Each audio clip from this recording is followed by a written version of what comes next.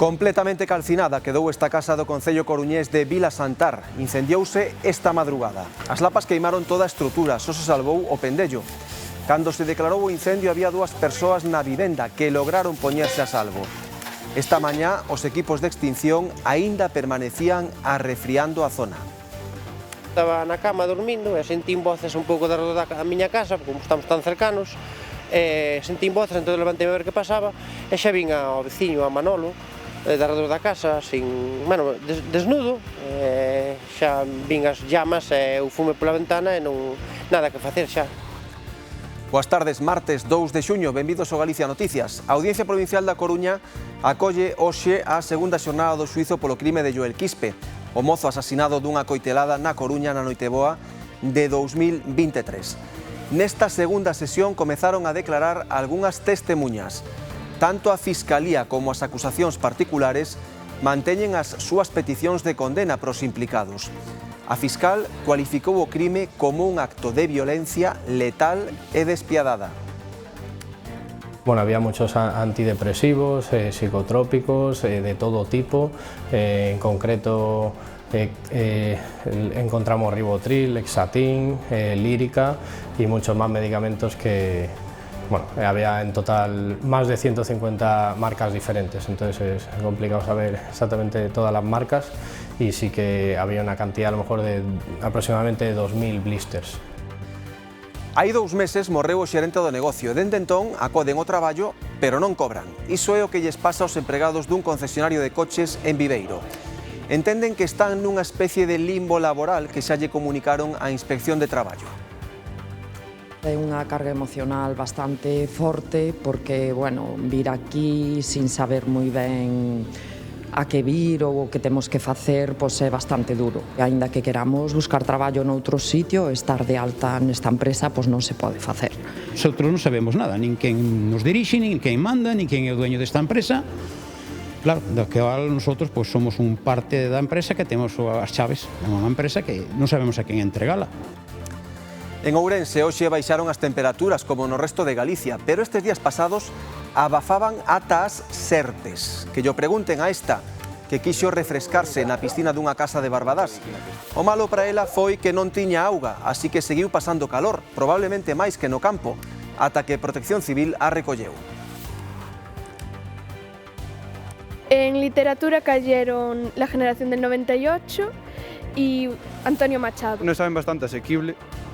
Luego, en cuanto a la gramática, pues nada, era bastante fácil. Fueron temas bastante bien, pensé que caerían otros, pero yo creo que me salió bastante bien. Intentei non facer o mellor que pude, a nota dame un pouco igual, porque total non vou a facer ninguna carreira, pero bueno, moi orgullosa de haber podido estar aquí, de haber feito o que pude, de haber completado todo o examen, que eu pensaba que non iba a completar. Bueno, moi boa experiencia, salgo con moi boas experiencias.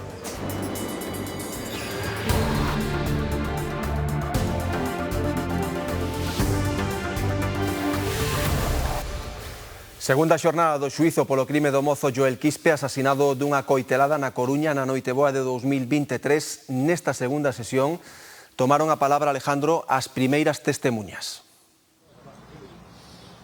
Sí, Raúl, segunda xornada que aínda continúa nesta audiencia provincial en la que podemos escoitar o relato de varias persoas que estaban no lugar dos feitos esa noite boa do ano 2023 e que intentaron aportar algúns datos máis para intentar esclarecer o acontecido. Lembremos que no banco dos acusados sentan 3 persoas. Será este xuízo que determine o grau de implicación de cada un deles. As acusacións particulares que representan as familias piden para estas 3 persoas penas de cárcere que poden chegar aos 25 anos de prisión por un delito de asasinato, mentres que a Fiscalía únicamente acusa ao mozo que propinou esa coitelada, pide para él 14 anos de prisión por un delito de homicidio. Este xuízo continuará nos vindeiros días. Está previsto que os xoves podemos escoitar o relato da nai da víctima e será xa o día 11 cando os acusados dean a súa versión dos feitos. A morte de Joel Quispe foi querida e aceptada polo autor confeso dos feitos. Trátase dunha morte tráxica a raíz dun acto de violencia letal e despiadado. Así o manifestou a fiscal aos 9 membros do xurado popular, os que lles pediu que determinasen quen ou quenes teñen responsabilidade naquela coitelada que acabou coa vida do mozo peruano de 22 anos. Hasta el día de hoy, con la investigación que se ha llevado a cabo, solo hay indicios objetivos para atribuirle la responsabilidad a esta persona. Lo que sí es necesario probar es la intención, y en este caso la intención de matar. La intención de matar, en este caso, que nosotros entendemos que ha sido una intención directa. As acusacións particulares sinalan a outros dous mozos, a un deles por ser cooperador necesario e o outro por cómplice ou encubridor. Ambas as dúas aseguran que houbo unha única agresión grupal de varios mozos hacia Joel Quispe. Se inicia la violencia por parte de José Luis Franco, que a gritos empieza a pedir, me da igual que me pasen la navaja que anteriormente portaba, según palabras de varios testigos, incluso de los mismos acusados, la portaba Yaret en su cinturón. La muerte de Juan Joel Quispe Gómez no puede ser comprendida únicamente desde la actuación del autor material, sino que debe valorarse conjuntamente la intervención de todos los que contribuyeron a su ejecución o a dificultar posteriormente su investigación. As tres defensas solicitan a libre absolución. A letrada do autor confeso di que actuou en lexítima defensa. Sin comprender realmente por qué él estaba agrediendo cuando intentaba ayudarlo, José Luis tiene la desafortunada idea de quitarse la chaqueta, entregársela a su amigo Yaret y al tiempo pedirle la navaja, y lo van a ver aquí, con un único fin de que Juan Joel Quispe se fuera, de que se asustara, de que se fuera y de defenderse. Debería valorarse, tener en cuenta las circunstancias que concurrían en ese momento, las altas dosis de alcohol y drogas. En ninguna imagen ni fotograma verán a Yaret entregando una navaja a José Luis. No lo verán, porque sencillamente no ocurrió. ¿Se prueba alguna que determine que mi cliente participó de manera activa en el fallecimiento de Joel? Ni de manera activa, ni colaboró, ni siquiera impidió ni su huida, ni cualquier otra circunstancia como ha pretendido hacernos creer la acusación particular. Tras as intervencións das partes, comezaron a declarar varias testemuñas que alegaron non lembrar con detalle que aconteceu aquela madrugada do 24 de decembro do 2023. Os medicamentos comisados nun chalé de Vilaboa poderían ter como destino Cuba. A muller que ingresou en prisión de orixe cubana creara hai máis de 10 anos unha asociación de cubanos en Galicia supostamente solidaria, pero a Garda Civil investiga a legalidade de tanta pastilla. Toparon un tesouro.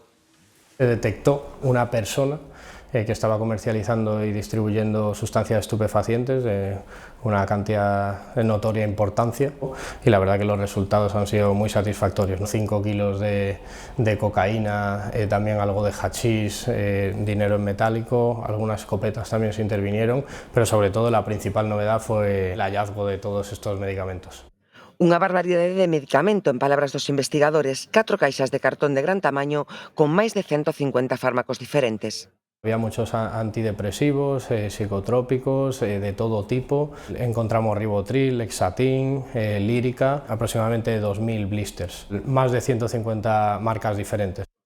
Estaban no chale de Vilaboa, que figura como sede da Asociación Cubana Galega Jai de Santa María, unha entidade que naceu en 2014 e que no seu día se rexistrou no Concello de Vilaboa. Un ano estiveron. Dende 2020 non figura tal asociación. Pouco movimento tamén no seu Facebook. A presidenta é unha das persoas que ingresou en prisión a semana pasada con outro suposto líder da trama. Dos células bastante organizadas y activas. Llegamos a la conclusión de que estaban relacionadas, por eso componen un único grupo criminal. Persoas relacionadas con esta muller e coa propia asociación aseguran que os medicamentos son doazóns para Cuba, posiblemente no peor momento da historia do país. Os investigadores sospeitan. Vendidos a los drogodependientes, tanto online como personas que iban al domicilio en cuestión para conseguir esos medicamentos. Y también podían ser exportados al extranjero. Sería como ofrecer un 2x1. Operación importante e longa de máis dun ano de traballo con 7 rexistros en Sanxenxo, en Poio e na propia Vilaboa. Unha dificultade engadida. Complejo trabajar en sitios pequeños o pueblecitos pequeños porque la detección de la fuerza de seguridad pues es más fácil para los delincuentes. O balance, 9 detidos, 3 deles en prisión, os 2 supostos líderes e o fillo da cubana, pero el por outro delito anterior, o comisado, drogas varias, medicamentos, cartos en efectivo e tamén armas. A Policía Nacional detivo en Vigo un presunto implicado nunha ciberestafa de case 95.000 euros levada a cabo en Valladolid. A vítima do calote é unha muller de 69 anos, a que enganaron co coñecido como método da filla en apuros. A afectada recibiu unha mensaxe de WhatsApp no móvil que lle fixo creer que a súa filla tiña problemas e precisaba cartos. A muller creu a falsa historia e realizou 5 transferencias ás contas que lle indicaron os delincuentes. Despois, estes desviaron o botín a Francia e o Reino Unido. En total, os investigados detiveron 5 persoas e hai outras 11 investigadas. En Lugo xulgan 2 acusados de usar artes prohibidas de pesca causando un dano medioambiental grave. A Fiscalía impútalles a captura de 228 troitas empregando a pesca eléctrica e acúsaos dun delicto contra a protección da fauna e flora silvestres. Os feitos aconteceron no río Rodil, na Fonsagrada. Os 2 procesados actuaron coordinados para facerse co maior número de peixes posible. Empregaron unha batería con regulador, 2 barras de metal con cable e unha secadora, deixando unha pegada devastadora no río e na capacidade reproductora das especies que sobreviviron. Ás poucas horas foron detidos polo Seprona e enfróntanse a unha multa de 3.600 euros e a inhabilitación para cazar e pescar.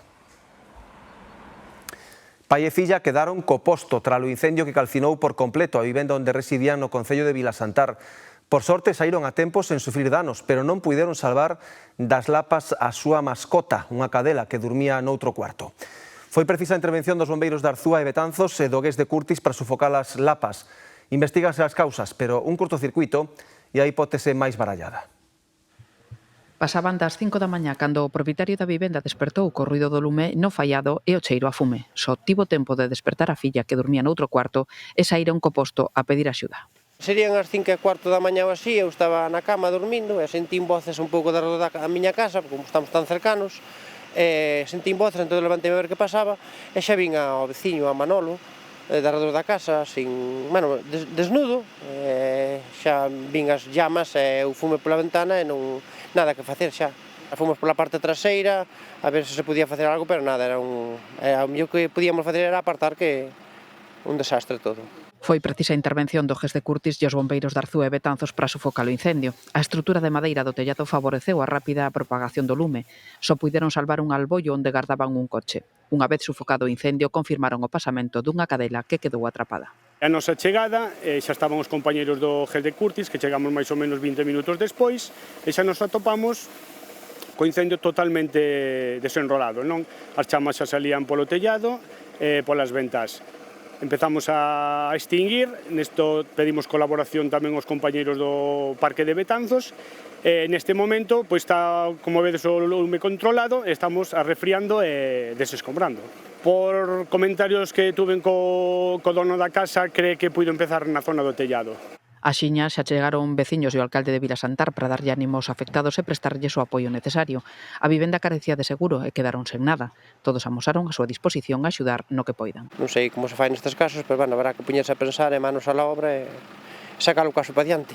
De salida xa non tiña seguro a casa, entón eles agora mesmo perderon todo, hasta a documentación, a roupa, absolutamente todo, só poideron salvar o coche da rapaza, nada máis. Entón, dentro do Concello, temos que mobilizarnos dende xa con eles a ver que tipo de ocios podemos buscar. O que vamos a intentar desde o primeiro momento é darlle un lugar onde se poida quedar hasta que se poida solventar esta situación. A investigación determinará as causas do incendio, pero unha das hipóteses máis baralladas é que se debera a un curtocircuito. Os empregados dun concesionario de coches de Viveiro encóntranse nun limbo laboral tras a morte do xerente do negocio. Levan xa 2 meses acudindo ás instalacións sen cobrar, polo que comunicaron a súa situación á Inspección de Traballo. Levan 2 meses tendo que acudir todos os días ao seu posto de traballo, pero sen cobrar un só euro. Esta é a situación en que se encontran José Luis e Mercedes, os empregados dun concesionario de celeiro en Viveiro, tras a morte do seu xerente. Nosotros estamos ahora mismo sin cobrar, lógicamente, sin poder atender a xente, porque non sabemos que facer, non temos que nos dirixa, prácticamente nos cortaron agora telefonía e internet, e nos van a cortar en breve luz e auga. Entonces, claro, nosotros temos que seguir vindo aquí porque nosotros non sabemos nada, nin quen nos dirixe, nin quen manda, nin quen é o dueño desta empresa. Claro, do que nosotros pues, somos un parte da empresa que temos as chaves de unha empresa que non sabemos a quen entregala. É unha carga emocional bastante forte porque, bueno, vir aquí sin saber moi ben a que vir ou o que temos que facer, pois é bastante duro, non? Temos que estar aquí as horas correspondientes porque, bueno, si nos vamos, obviamente, é abandono do puesto laboral, eso non se pode facer. Por outro lado, como dixo o meu compañeiro, estamos xa sin cobrar, sin nómina. É complicado tamén porque, aínda que queramos buscar traballo noutro sitio, estar de alta nesta empresa, pois non se pode facer. Os afectados xa lle comunicaron a súa situación á Inspección de Traballo, que abriu un expediente. Así é todo, temen que a solución poida prolongarse no tempo. Vemos unha reunión coa Inspección de Traballo, tanto as dúas partes como moi ben, moi favorablemente. E entón ve unha Inspección de Traballo, pois nos está preparando pois, un trámite, que creo que é a través dun cierre de unha baixa de oficio na Seguridade Social, que está presentada, pero, bueno, ten o seu tempo de trámite. Claro. Hai dúas posibilidades, ou que alguén colla isto e poidamos seguir, ou polo menos que nos manden ao paro, que nos dían de baixa aquí, que nos manden ao paro para poder buscar traballo no outro lado. A espera de que sexan dados de baixa do oficio na Seguridade Social e poidan así ser indemnizados, os empregados continuarán acudindo ao centro onde traballaron nas últimas décadas. Estamos xa en xuño e a gran cita achégase o San Xoán, que este ano é festivo polo que se multiplicarán as festas. A estrela, a sardiña, xa comezou a chegar aos mercados. Si está indo ben de momento porque se está mirando que ven peixe. E a sardiña xa ven grandeira.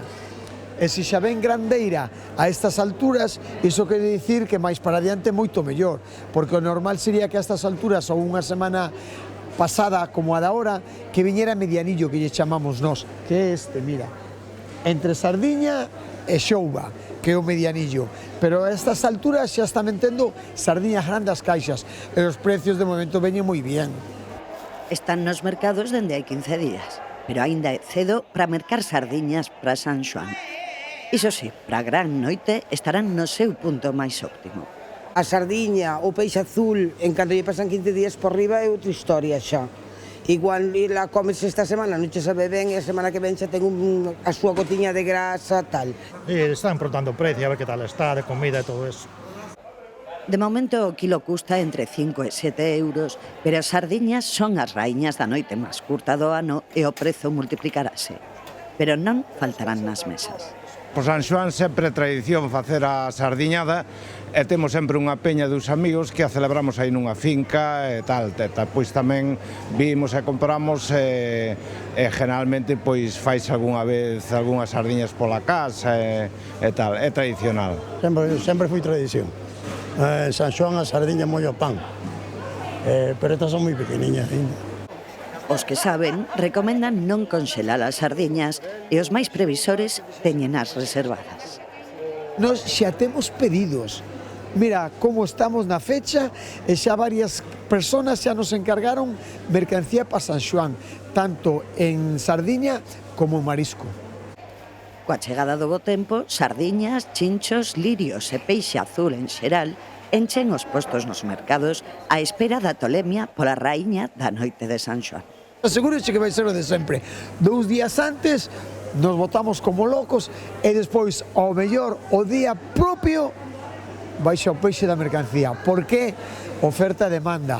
Veu moita e a maioría da xente xa comprou, entonces hai que largala. Entonces, ou arriesgas ou non arriesgas, aí está o xogo.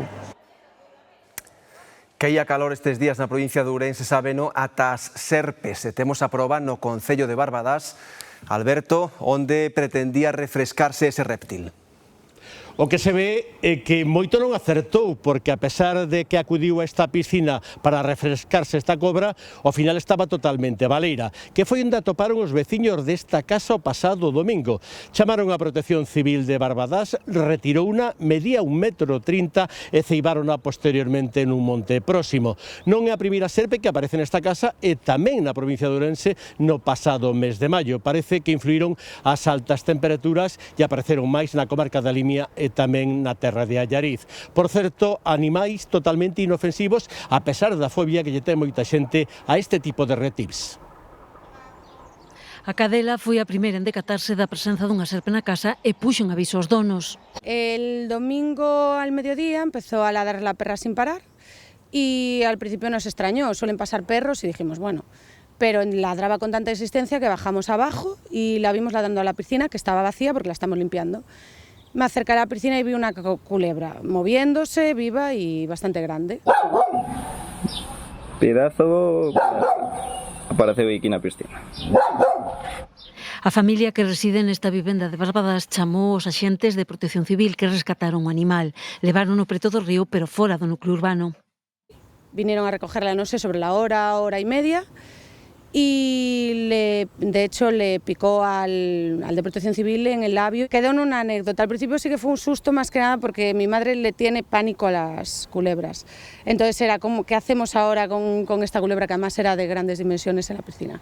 Pero nada, el de Protección Civil vino rápido, la llevó y todo perfecto. Medía 1,30 m de longitude, non é a primeira que encontran no lugar.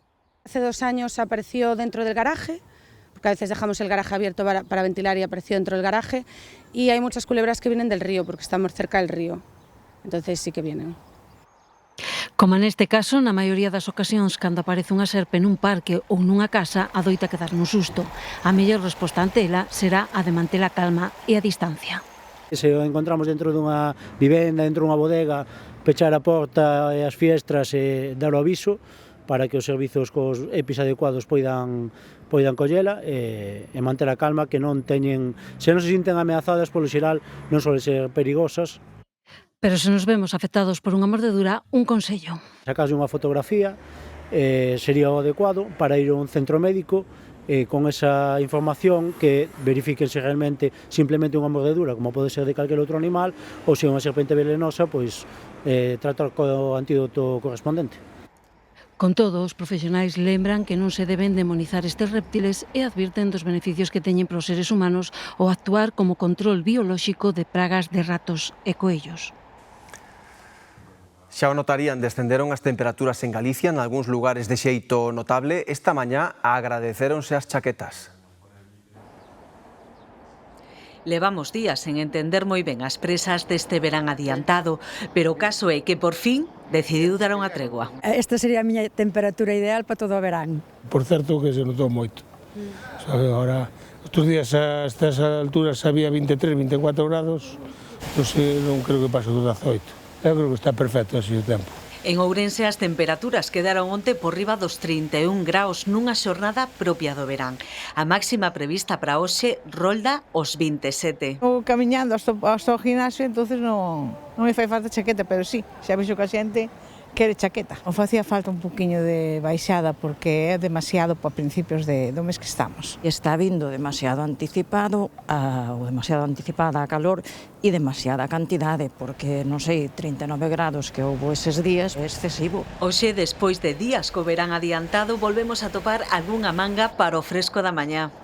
Agradecese moito, porque estuvamos nun forno que facía unha calor insoportable e agora fai calor, temperatura boa, pero o fresco este agradecese. Eu estou encantada con este cambio. Hoxe está unha mañá perfecta, buenísima, a disfrutar dela. Notase o descenso, especialmente en Ourense, pero esta baixa nas temperaturas é perceptible tamén no resto de Galicia, onde as máximas quedan hoxe entre os 20 e os 24 graus na costa e os 26 nas zonas de interior. Pola tarde vanse abrir clarencias de xeito evidente, precisamente onde máis será no sur da comunidade, pois nesa provincia de Ourense e tamén na provincia de Pontevedra. As nubes de todos os xeitos, canto máis ao norte, estarán un poquinho máis presentes, non descartamos aínda algunha pingueira, sobre todo por esa zona de Bares, Ferrolterra, na Mariña máis occidental. As temperaturas seguirán baixando lixeiramente nos vindeiros días, unha despedida da primavera, din, como corresponde, e xa collendo forzas para a chegada do verán. O vindeiro 12 de agosto Galicia deterase para observar un acontecemento único en 100 anos, un eclipse total de sol. Para que ninguén quede sen vivir a experiencia, os investigadores do CITIC da Coruña están a impartir obradoiros para chegar ao fenómeno astronómico a persoas con discapacidade intelectual. Si la luna pasa por delante y tapa el sol, ¿qué va a pasar? Que se va a hacer de repente de noche. En medio del día se va a hacer de repente de noche. Hoxe no Centro de Atención a Persoas con Discapacidade das Xubias toca clase de astronomía. Os científicos do CITIC queren que todos gocemos do eclipse de sol, sen ningún tipo de limitación. E ensinar pois vídeos de como se vai a ver, simulacións de realidade virtual, como están a facer os meus compañeiros, e tamén imos a preparar pois unha serie de cámaras escuras para poder ver mediante o método de proxección este eclipse de maneira segura. De maneira segura e inclusiva, nuns obradoiros interactivos que contan con grande aceptación. Gustan desto, saben do tema, ¿no? Coas súas limitacións, pero bueno, están moi contentos de poder ter información e participar. Pues debe ser alguna estrella o planeta. Las estrellas. A recreación virtual con lentes 3D permite que se vayan facendo unha idea da sensación que vivirán esa tarde na que o día se fará noite. Eso es una preciosidad. Lo que yo vi 3 veces, me encantaría que mis compañeros lo vieran tamén. Pasar de non saber que íamos a poder desfrutar dun eclipse da Coruña a morrer de ganas porque chegue o día e poder velo. Un eclipse total e accesible para todos, da que poder gozar sen máis barreiras ca uns lentes para protexer a vista. Lembren que a eclipse do 12 de agosto se vai vivir por todo o alto nesta casa, na Galega. Haberá unha programación especial nesa xornada con máis de 14 puntos de directo dende o que ver o fenómeno atmosférico, tanto en agalega.gal en directo como a través da propia Televisión de Galicia. Esta mañá comezaron as probas de acceso á Universidade en Galicia, coñecida como PAU, unha primeira xornada que os estudiantes adoitan chegar con nervios que logo van relaxando a medida que pasan os exames. Mercedes, xa se vai percibindo iso? Si día de moitos nervios, como é habitual nesta primeira xornada da PAU, a mañá arrancou cos exames de Lingua Castelá e Literatura e o de Historia de España ou Historia da Filosofía. Os estudantes comezaron cun comentario crítico a partir dun artigo de opinión sobre a cantante Rosalía e tamén entrou a xeración do 98 ou Antonio Machado. Tras pasar este primeiro exame, a maioría saían contentos e máis tranquilos. Quedan por diante aínda 2 días de exames ata o vindeiro xoves día 4 para 13.441 estudantes que se presentan este ano aquí en Galicia ás probas de acceso á universidade. Comezaron esta mañá cun reforzo das medidas de control para evitar fraudes nos exames. Esta é unha das principais novidades da PAU este ano, a que se presentan un total de 3.440 estudantes. Pues estamos pasando aleatoriamente por todas as aulas pues un detector de radiofrecuencias. Son 36 as sedes onde se celebran estas probas ata o xoves, onde moitos empezan a escribir o seu futuro académico. Os máis madrugadores chegaban moi cedo cos nervios de enfrontarse a unhas probas que levan preparando xa desde o inicio de curso. Ás 5 da mañá xa había moitos nervios. Moi nerviosos. Pero eses nervios quedaron atrás, esquecidos en cando lles entregaron o primeiro dos exames, este ano o de Lingua e Literatura castelás. Con puntualidade e con estritas medidas de seguridade comezaba ás 10 da mañá a proba e para moitos deles coa agradable sorpresa de ser máis sinxela do que crían. O sea, foi bastante fácil. Fueron temas bastante bien, pensé que caerían outros, pero yo creo que me salió bastante bien. Esperábame máis complicado. A gramática pareceu bastante fácil. Saleu un exame moi ben, o de castelán, o que estudei moi pouco, super ben. Creo que bastante ben. Ao principio había un pouco de nervios, pero despois, cando ves o exame xa te tranquilizas e non pensas en que estás facendo a pausa, non que é un exame como no curso. A xeración do 98 ou un texto de Machado en literatura, pero para moitos a sorpresa estivo no comentario de texto. O comentario sí que me esperaba máis fácil, esperaba ver algo sobre redes sociais e tal, que mencionaba redes sociais, pero o tema era un pouco lioso e eu non encontrei demasiados argumentos. Esperaba temas un pouco máis de política ou incluso sobre inteligencia artificial, non uno tan, non sei, filosófico. Era un pouco máis lioso porque falaba das creencias do hoxendía, tamén mencionaba algo de redes sociais. As probas continúan esta tarde e vanse prolongar ata o xoves, este ano con lingua e literatura galegas pechando os exames comuns para todos os alumnos.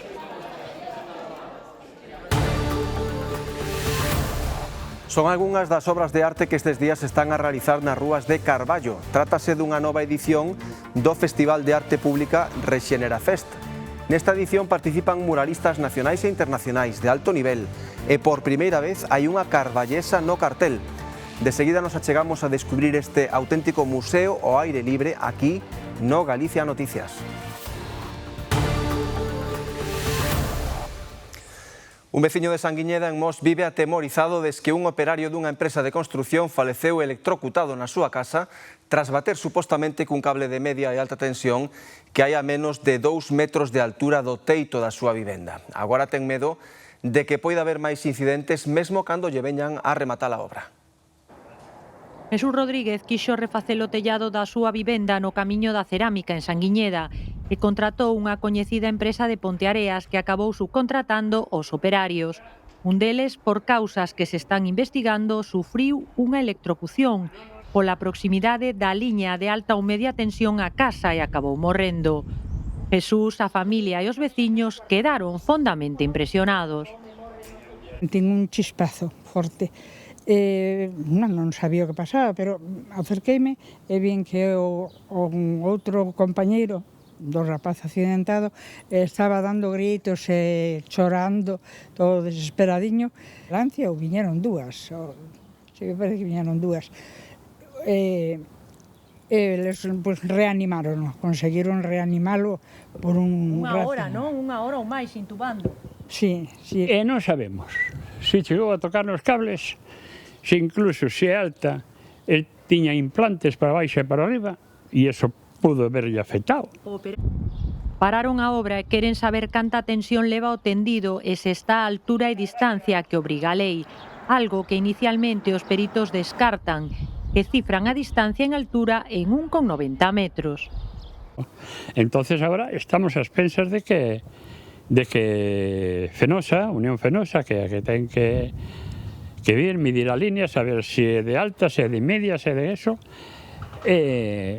Tamén lle interesaba saber outras cousas, non? A distancia e a potencia. Claro, claro, eu solicitei distancia e potencia.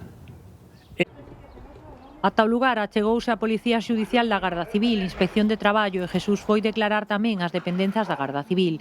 Tamén contactaron coa eléctrica para que analice que pasou, pero simplemente lle remitiu un acuse de recibo.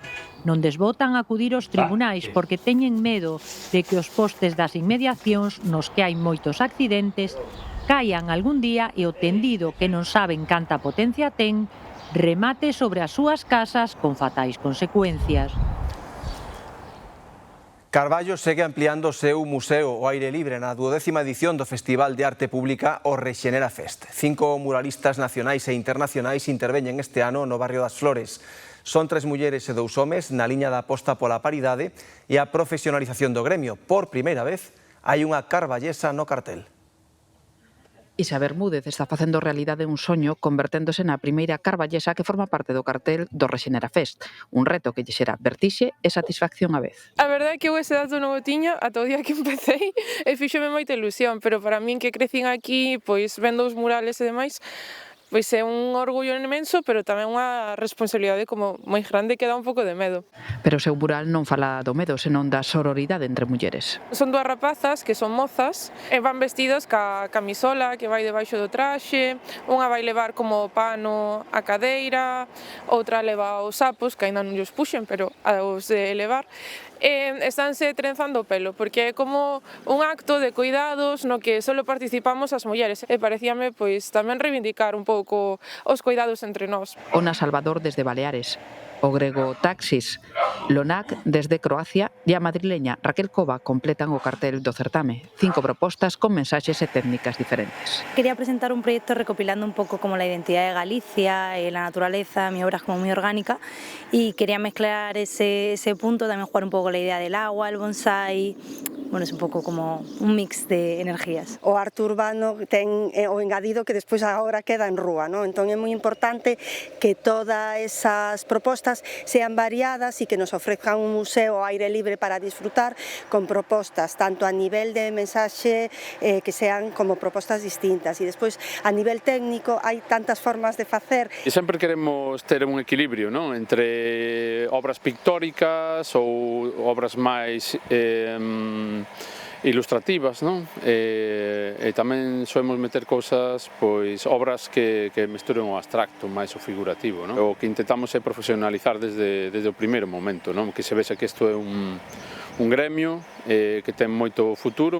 O festival fomenta a transformación arquitectónica e estética da paisaxe carballesa. As intervencións este ano fanse no Barrio das Flores. O programa do festival inclúe rutas guiadas e na fin de semana haberá obradoiros e música para poñer o broche final. Hoxe marchamos agradecéndolles especialmente a súa compañía diaria que este luns nos fixo de novo líderes de audiencia na nosa franxa horaria cun 23% de cota de pantalla. Así que o dito, moitas grazas pola súa fidelidade e moi boas tardes.